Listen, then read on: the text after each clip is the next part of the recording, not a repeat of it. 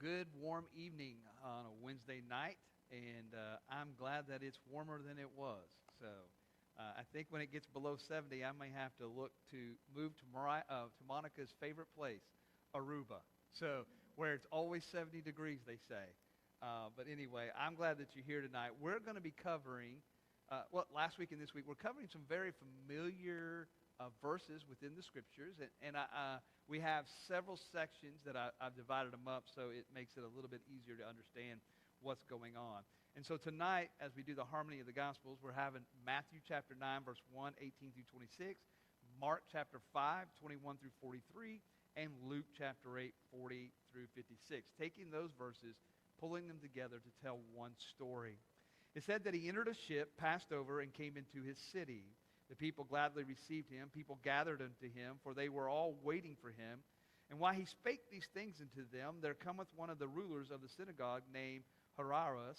When he saw him, he fell at his feet, and besought him greatly, saying, Come into my house. My only little daughter, about 12 years of age, lieth at the point of death. I pray thee, come and lay hands on her, that she may be healed, and she shall live. Jesus arose and followed him, and so did his disciples. As he went, the people followed him and thronged him. Now, we want to talk about approaching faith for the first guy here. Jesus has returned to the ship. As you remember, he left the area of the Gardini side, which was on one side of the lake, and then he has moved back over to the west side of Capernaum. As you'll notice that this has been his home place for a while. This is where he's been ministering. So he sailed from one part of the sea after he healed people, came over to this side where he met the guy in the tombs, and two men in the tombs, and then he jumped back over to go to Capernaum. On one side, your first blanks here, he was rejected on one side of the lake and gladly received on the other so far. Okay? And this is a stark difference of acceptance. So as you remember, Jesus was asked to leave, and he granted them their wish because he took those demons and put them into swine who ran off the cliff, right? And so now as he comes back, there are people waiting to see him. And you know, I think it shows us even today, there are a lot of people today who reject Christ, and there are people who are waiting for Christ as well. So we can see that in our own culture today. So next blank, as he was being greeted, we're introduced to a ruler from the synagogue named Jairus. That's the way you're supposed to say it. Jairus. Okay? His name is related to your next one, is related to the name Hayar in the Old Testament scriptures with the interpretation, he enlightens. Or, as we may say, meaning God gives light. Now, back then, these names probably didn't match up to their personality. This ruler probably never thought, hey, you know, my name is this and it means this. That means God is going to grant me his wish, or God's in me, enlighten me. I'm not sure that they could see that, but we see that from today. The man before comes running out of the tombs to seek Jesus, but he doesn't really want to be healed. But we have a man come from the synagogue wanting Jesus to come and heal his daughter. Your next blank is here we could actually use the term faith over fear. For a ruler of the synagogue meant that Jairus would come by faith, not looking at the fear of those who might condemn him. So you got to remember, here's a guy who's in the synagogue. He's a ruler. He's going to step out his comfort zone, and he's going to come to Jesus. Number 6, it means he sought Jesus by faith to heal his daughter rather than the fear of losing his position within the temple or being reprimanded for seeking Jesus. This is what he's giving up. He's coming to Jesus with the possibility of losing his position, to at least be reprimanded, because these people really didn't believe who Jesus was. They really didn't see the power of him being the Messiah or anything else. So he is taking stake and going to go out by faith to see Jesus, regardless of the fear that he may have along the way. Remember, the lunatic, before being possessed by the devils, fell at the feet of Jesus to worship him with a request not to be tormented. That was the man's request with the devil's inside. Do not torment me, okay? Don't send me to the abyss. But here it's much different. Your next blank. Now we see a man who has come to worship him with a request that Jesus would come into his home for his one and only daughter of was 12 dying. At that age, she would be considered a maiden. At the next age, she would become a young woman, but she is now a maiden, and that's where the 12 years comes in. We often hear that daughters and fathers have a close relationship. Here we have a father willing to give up his identity to save his daughter.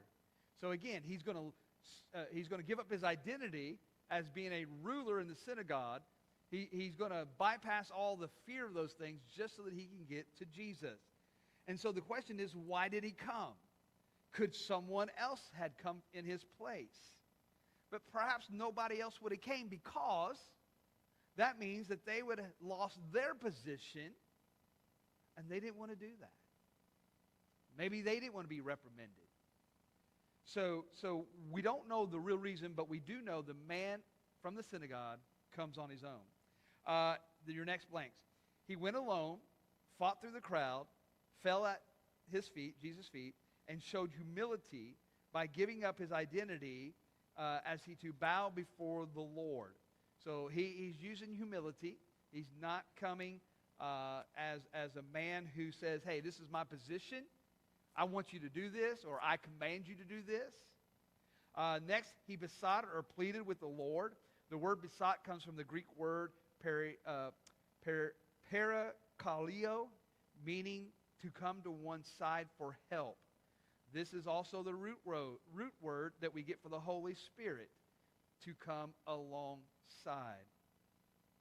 The man's faith over fear allowed him to say aloud in front of the crowd, to pray, to speak out in faith that he believed Jesus could place hands upon his daughter and heal her.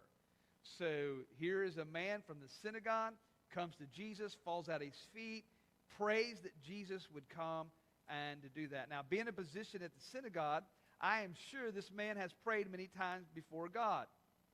But this time, he prayed to the one who was God incarnated to the flesh.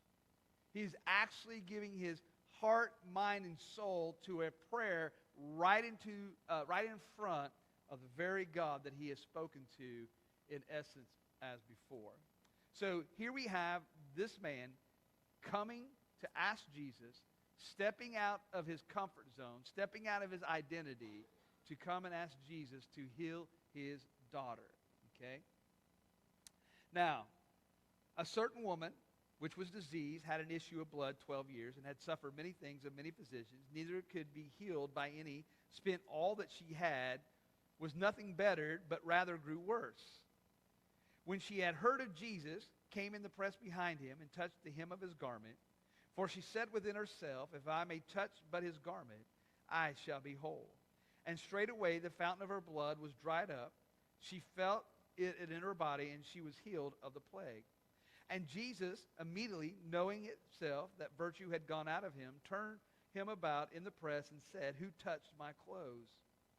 When all denied, Peter and his disciples said, Master, thou seest the multitude thronging thee, and sayest thou, who touched me?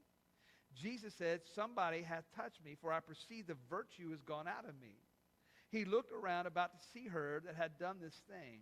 When the woman saw that she was not hid, she came fearing and trembling, knowing what was done in her, came and fell down before him and told him all the truth, how she was healed immediately. And he said unto her, Daughter, be of good comfort. Thy faith hath made thee whole. Go in peace and be whole of the plague. So now the first guy comes and he approaches Jesus with faith. This is like Act 2. We have a woman now coming to Jesus through faith. Now, your first blank is, Jesus is on his way to Jairus' home when there was a slight delay. Okay? So there is a delay for, we don't know how long, but there is a delay. As they walked along, another woman pressed through the crowd to enter Jesus' presence. The woman was diseased with an issue of blood that has haunted her for the last 12 years. Again, we see another person in a hopeless situation seeking the Lord for help, and they both came with great faith in believing, this is the catch, believing that Jesus could help them or could do what no one else could do for them. Now, she wanted to touch Jesus without being seen. I mean, that was her whole thing. She just thought if she could press through the crowd and not be seen, that was the best. But here's how she came. Your next blank. She came when she heard when Jesus had come, believing what she heard about Jesus and his power to make a person whole. So again, a lot of these times, it's not like these people have been following Jesus to a degree of time period. Matter of fact, it could be that this woman had not even been in the presence of Jesus before. But she has heard. She's heard about Jesus. And by that hearing of the word, it brings her to his presence. Now, she has come with faith because she's exhausted all other options. This woman has tried every doctor. She has probably tried every remedy. She has probably tried every, what we might say, every trick in the Bible or trick in the remedy book. No matter how weird it may have sounded, I am sure she would have been able and willing to see if it would work to take away her disease. So she has spent her last 12 years trying to find a cure, using all of her possessions and money to pay someone, only to find out that none of it has worked. So it has left her in this hopeless situation. And so her physicians had left her in worse shape than when she had started the journey, only complicating her illness. And so that's part of the problem, is that no man could help her. Now, remember this. Let's go back to the lunatics. The people would chain them up and hope to keep them there to tame them. But they could not do that. Humanity could not change those men. Humanity could not change this woman. Okay? So she is worse. So as the crowd moves, she finds that exact moment when she reaches out to touch his clothes, able to touch the hem of his garment. Now, here we find out that the word hem is used from Luke. The other two uses the word garments. But if anything, most of the messages you probably have heard, you've always heard the hem of his garment. That it's the hem. And so we've got to understand a little bit, possibly, if it's possible, that what the debate is, because this is your next blank. The debate about the hem or garment, asking what it is. You got to remember this. Jesus had a one-piece seamless garment. Okay? You remember when they took his garment from him when they were going to crucify him? We get another description. It was a one-piece garment. Okay? Now, what would this garment look like? Well, if we go back to the Old Testament, Numbers chapter 15, verse 38 and 39, this is what the Bible says.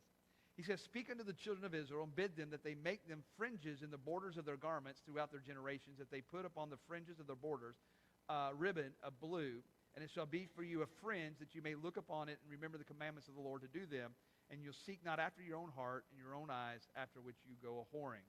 Deuteronomy 22:12 says, "Thou shalt make 3 fringes upon 4 quarters of thy vesture, while thou coverest thyself." So there is going to be a debate what this is. Is it the actual fringes that may have been on the one piece?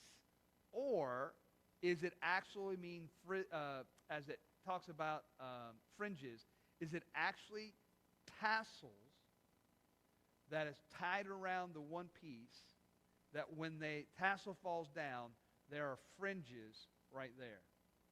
Okay? So regardless of that, we do know that the woman reached through the crowd to touch a piece of his garment. Okay? So we do that. So two things happen. Two things simultaneously happens. I thought I'd throw a big word in there so you don't know how to spell it. Simultaneously. Okay? Two things happen. Here's the first. When she touched the hem of the garment, Jesus knew that someone had touched him. He knew that. He turned to ask who touched him. Peter and the disciples knew that this was going to be an impossible question to answer. And why was that? Because the crowd was pressing against him. They're probably all right there in front of him and beside him and behind him, and they're all probably getting into position and bumping into one another and maybe even bumping into Jesus and the disciples. But we're not sure how much pressing it was. But during this pressing time, they had not encountered anyone that they had saw that they could say, oh yeah, I think it was that woman right there, or it was that person over there. They did not see anyone. But Jesus knew, for he felt that power, that virtue leave his body. Can I ask you something tonight? If his virtue left and he could feel it by the touch of someone else, could you imagine what it might have been like for him to be on the cross?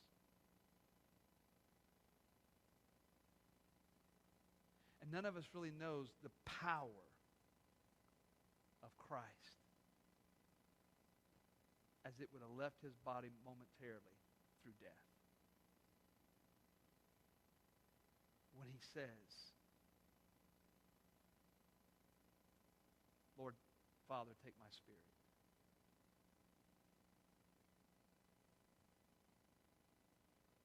Could you imagine the power of Jesus Christ that was emptied, as the Bible says, poured out for us, showing how much he loves us? So the first thing is, when she touched him, Jesus knew that somebody had touched him. And second, the woman felt the disease leaving her body. Feeling the eyes of Jesus upon her, she came to Jesus to let him know it was her. She confessed that it was her.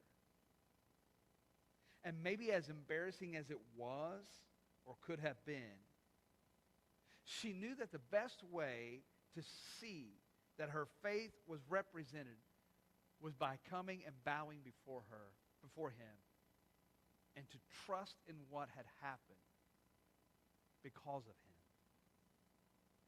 And so we can see that this is represented in the truest form of her coming and thanking the Lord as she came to bow before him. So imagine, your next blank, imagine not knowing what would happen next. I mean, what's Jesus going to say? Who touched me? Is he upset about it? Is he going to take it away? Is he going to give me the disease back? But she comes before his feet. And Jesus confirms the miracle and states that her faith healed her, not his garment. Why is that important? Why is that important? Why would Jesus say, thy faith has healed you? Why didn't he say, oh, guess what? The hem of the garment healed you. There's a reason behind that. It is our faith that we are healed. But there's a lot of people out here trying to tell us that there are certain other things that can heal us. Did you know for $4.99 or $15.99 or $19.99 or for a free gift, if you send to TBN, you will get something, and if you'll take that and you'll bring it home and you pray with that thing, it'll heal you. If you drink this bottle of water for $19.99, you will be healed. Do you understand why Jesus says this is not right? It's not in these things. It's the faith. While I'm here, let me just chase a rabbit real quick, and I'll shoot it, and we'll get back. When it comes to James healing, do you really think it's the oil that heals? Or do you think it's the obedience in what he calls for them to do to be healed? Do you really think that, if Monica and I, we were anointed with oil, we wanted children, we were having difficulties, an evangelist friend of ours said, hey, we would like to pray with you, we want to anoint you with oil, and we would love that. And there's stipulations that come along with this.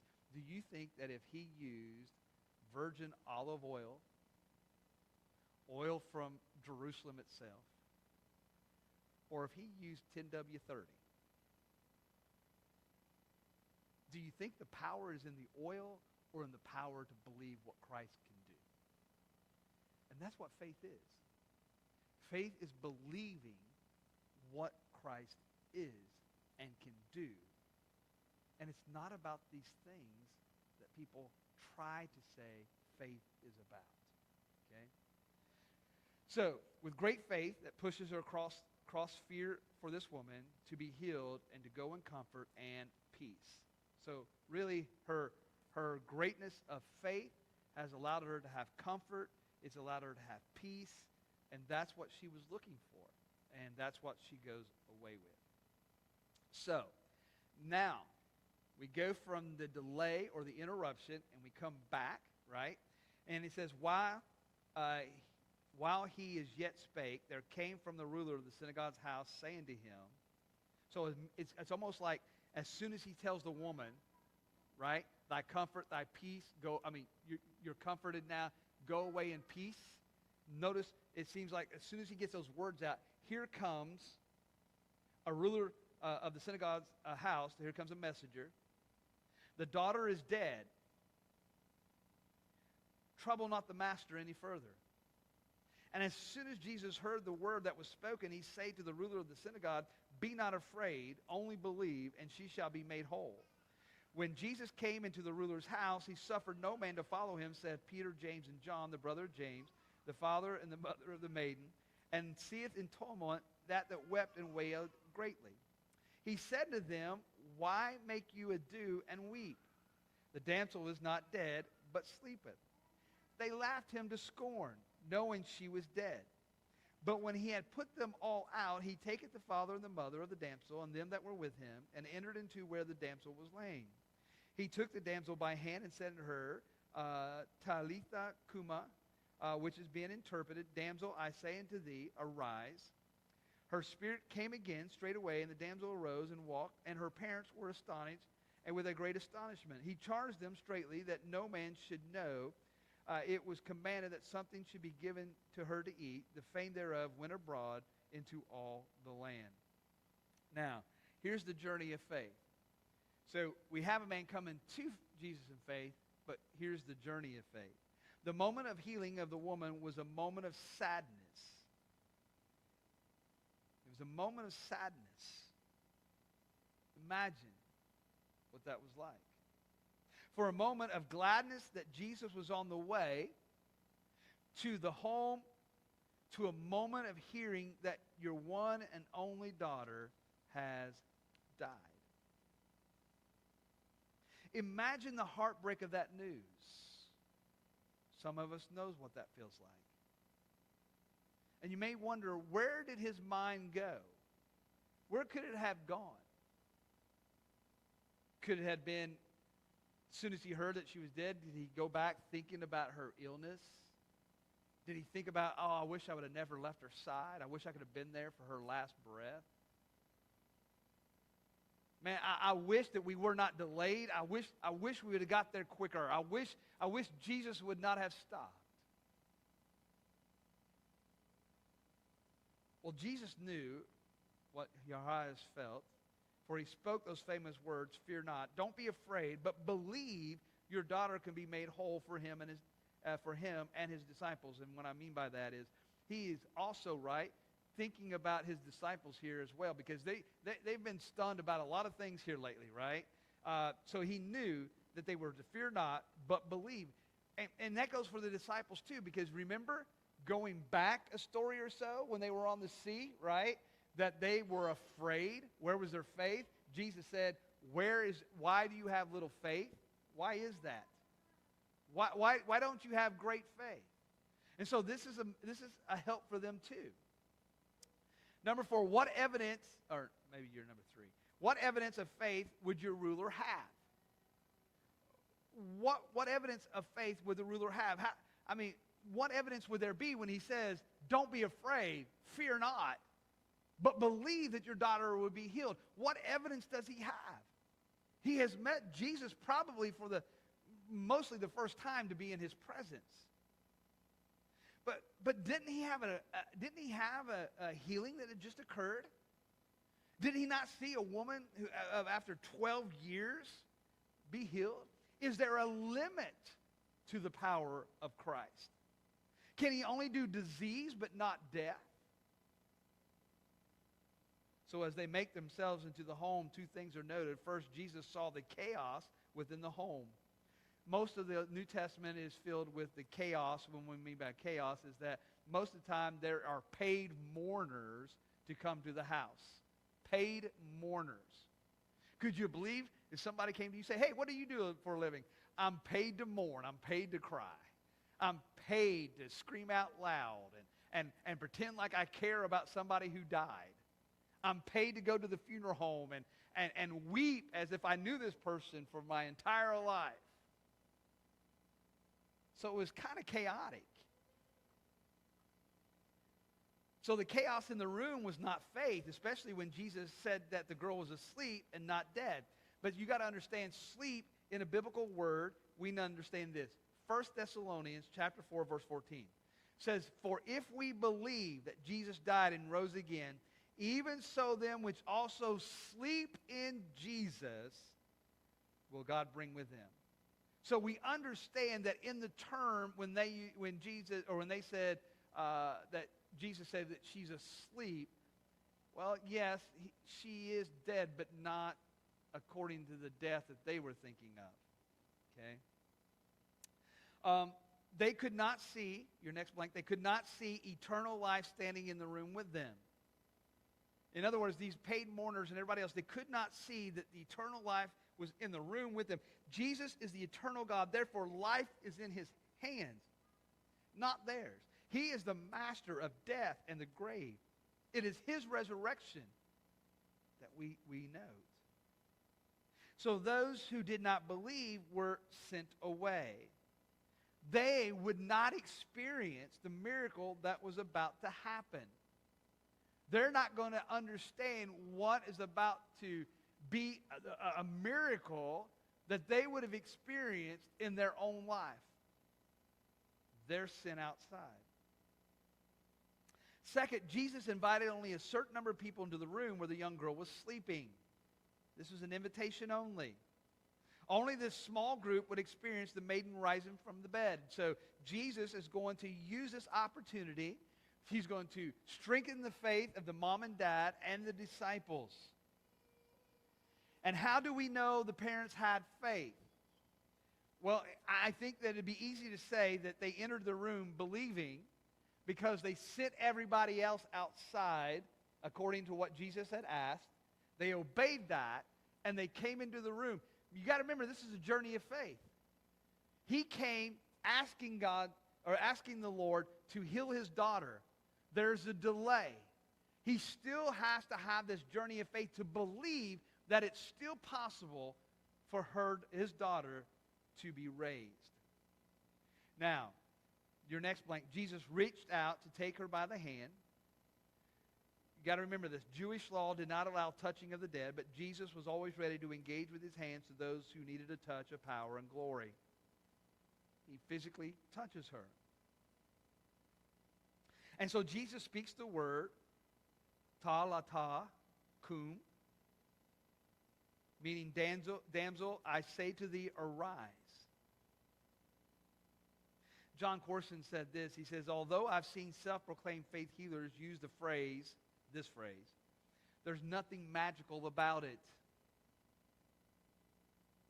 It's not what was said which brought the daughter back to life. It was who said it. There's a big difference.